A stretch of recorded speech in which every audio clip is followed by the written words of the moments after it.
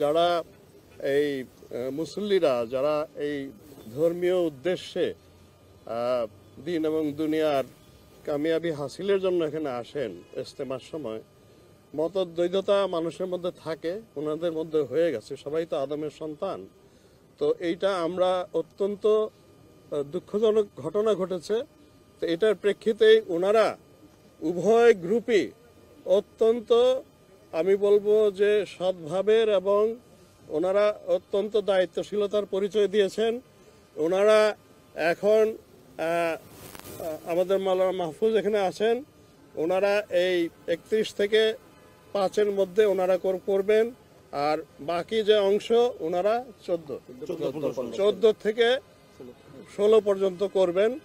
এর মধ্যে কোনো ধরনের দ্বন্দ্ব কিংবা মতদ্বৈধতা নাই, উভয় পক্ষই শান্তিপূর্ণভাবে করবেন এবং আল্লাহ চাহে তো আমরা এটা শান্তিপূর্ণভাবে আপনাদের সহযোগিতায় সমাধান করতে পারবো। বিশেষত 5 আগস্টের জুলাই আগস্টের ঘটনাবলীর প্রেক্ষিতে আমরা যেটা জিএমপির কমিশনার বললেন যে অনেক অস্ত্র বাইরে আছে, পুরোপুরি আমরা এখন উদ্ধার করতে পারিনি এবং অনেকটা ফ্লুইড স্টেট আছে সমাজের মধ্যেও, নানান ধরনের দ্বিধা আছে। তো এইটার প্রেক্ষিতেই আমরা কিন্তু নিরাপত্তা ব্যবস্থা আগের চাইতে অনেক সুদৃঢ় করেছি। আপনারা দেখবেন আমাদের এই যে প্রিন্টেড বুক, এই বুকটা কিন্তু নট ফর জেনারেল ইউজ। এটা কাদের জন্য?